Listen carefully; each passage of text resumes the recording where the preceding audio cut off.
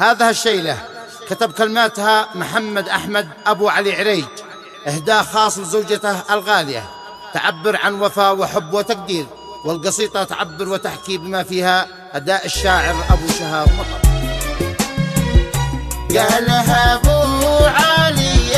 نفس بالسر بوحي، واعلنيها على محبوبتي روحي روحي، نبض قلبي حياة الروح بلسم جروحي، ربي أعطانيها كل الصفات الجميلة، الحلاوة والغلا والذوق والحسن فيها، والأناقة بكامل وصفها تحتويها، ما تساوي كنوز الأرض لمسات يديها، زوجتي في البشر والله ما لش مثيلة، زوجتي زوجتي أنت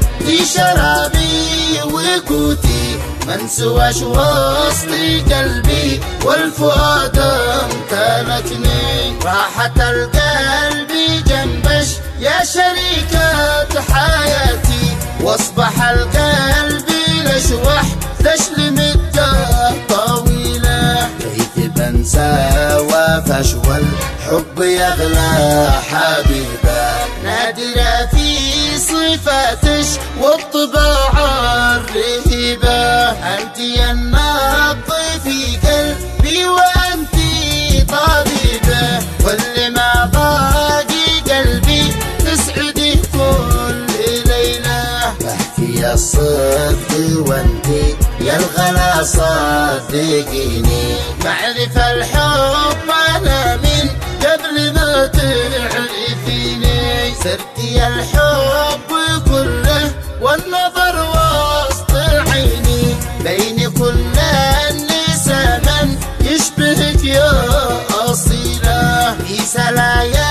وضيقي ما حدا غير شمتي، كل ما باقي قلبي جانبي كم فهرتي، فيش كل الوفايا نور قلبي وبيتي، يا دوا أبو علي للروح صارت علينا، خير زوجة وربت بيت ذي ترفع الراس، طبع حالي ومتميت يزور الكون وإحساس، والذهب والهدايا والجواهر والألماس ما تساوي معاها يوم واحد وليلة، يجزع اليوم مثل الشهر لا غبت عنش، لأننا صرت يا محبوبتي جزء منش، راحتي في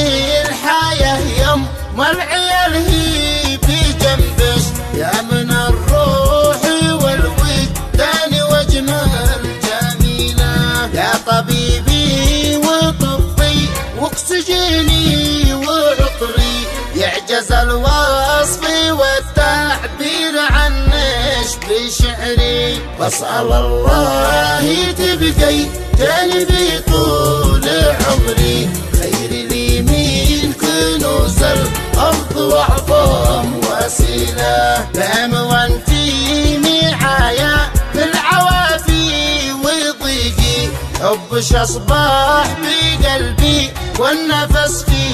شهيقي، زوجتي حبها مخلص معايا حقيقي، لو هديتش سبايا